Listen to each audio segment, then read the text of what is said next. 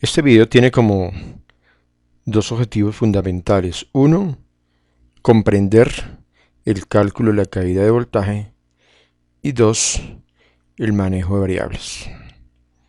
Dentro de las pruebas que se realizan en instituciones de educación superior, o en el caso de nuestro país, pruebas presaber para el ingreso a la universidad o de educación superior, IFEX, debe manejarse lo que conocemos como variables. Entonces trataremos en este video de colaborar para que esto sea posible de comprender. Dice el ejercicio: un circuito alimentador maneja una corriente continua de 34 amperes. Para las personas que no manejan lenguaje técnico de electricidad, hay que tener mucho cuidado con corriente continua.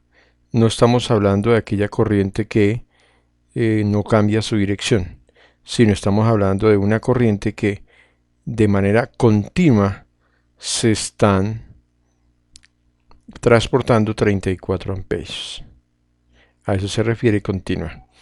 El sistema es trifásico, o sea, tres fases, a 220 voltios, formado por tres conductores de cobre THHN, THWN, marca Centelsa. Ese THHN simplemente es termoplástico hot, caliente, o sea, 90 grados centígrados, N nylon, o sea que es a prueba de abrasivos o rozamientos, o termoplástico caliente pero a 60 grados porque no tiene doble H, W water a prueba de humedad, y N nylon, que lo había dicho, ese rozamiento. El calibre es 2AWG, o sea, sistema americano. Se transporta a través de un tubo conduit de PVC, que es el que aparece aquí en este dibujo, que es de color verde. En nuestro país es de color verde. Aquí están los tres conductores, está las fases que son amarillo, azul y rojo, el neutro que es de color negro, y un calibre un poco más delgado es de color verde, que es lo que conocemos como puesta a tierra. Se representa el dibujo para que se comprenda de qué estamos hablando. La longitud del circuito es de 200 metros, o sea que la longitud de estos conductores van a ser de 200 metros. Y el factor de potencia es del 85%. Cuando nosotros hablamos de un sistema trifásico de corriente alterna, sabemos que se presentan unos fenómenos a través de los conductores, que es una pérdida de voltaje por efectos de resistencia y reactancia inductiva, que lo veremos un poco más adelante. Este 85% simplemente está diciendo que el 85% de la potencia es activa, es útil, y el otro 15% es potencia que se utiliza no para un trabajo útil, sino para efectos de inductancias o reactancias. Bien, ¿qué nos piden determinar el porcentaje de caída de tensión o voltaje aproximadamente para este circuito? ¿Qué sucede si el porcentaje es superior a un límite? Pues es necesario cambiar o hacer modificaciones dentro del sistema. Entonces, volvemos al 85%, se escribe como 85 sobre 100, eso es 85%, se puede escribir en forma decimal como 0.85, y ese 0.85, ¿qué significa realmente en un circuito de corriente alterna? Es lo que conocemos como factor de potencia o coseno de teta, 0.85. Ya explicamos qué significa eso. Como yo tengo que el coseno de teta es 0.85, ¿qué es lo primero que voy a averiguar? Pues el ángulo.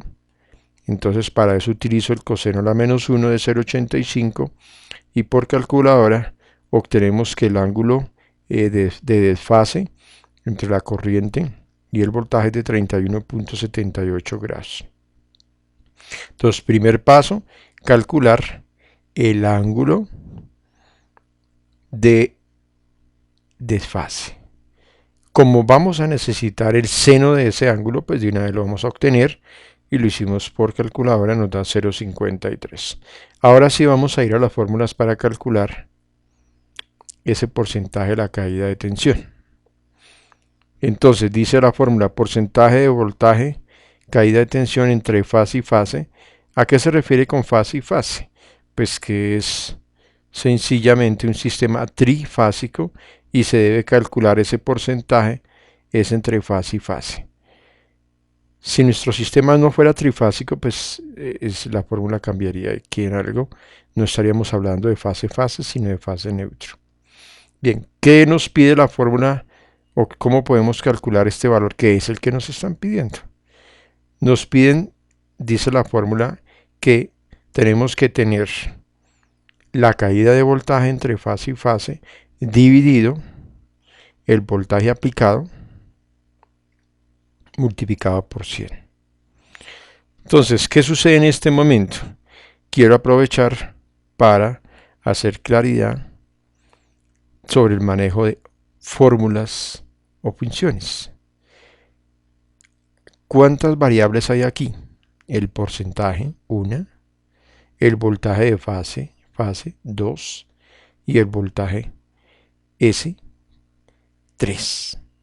Si yo quiero saber si esta fórmula es la que definitivamente me va a servir para aplicarla ya y poder calcular esto que me están pidiendo acá, pues debo conocer estas otras dos variables. Conclusión, si aparecen 3 variables, la utilización de esta fórmula será eficiente si de las 3 variables tengo 2 conocidas. Entonces, el porcentaje de tensión no, es lo que me están preguntando, no lo conozco. Voltaje de fase-fase, ¿lo conozco? No. Conclusión, la fórmula no me sirve porque no conozco 2 variables de las 3. Para poderla utilizar, repito, debo conocer 2. Entonces, ¿qué debo hacer? ¿Qué es lo que me están pidiendo? Esta parte de aquí, porcentaje de voltaje de la caída de tensión. Entonces, quiere decir que para poder averiguar esto debo conocer estas dos. Pero como no conozco esta caída de voltaje, fase-fase, busco una fórmula para saber cómo puedo calcular antes de poder utilizar esta fórmula, averiguar el voltaje, la caída de voltaje entre fase y fase. En la parte de abajo me aparece aquí lo que ya había explicado, que voltaje S o BS es el voltaje aplicado al circuito, y en la información del ejercicio nos decía que era 220 volts. Entonces esa información la tenemos. Vamos a mirar la fórmula para calcular este voltaje que no tenemos. Dice aquí que eso se llama, que eso es la caída de voltaje entre fases y fases. Miremos la fórmula. Como es un sistema trifásico, es raíz de 3 por la caída de voltaje entre fase y neutro. Si esto no fuera un sistema trifásico, sino un sistema monofásico, sería 2.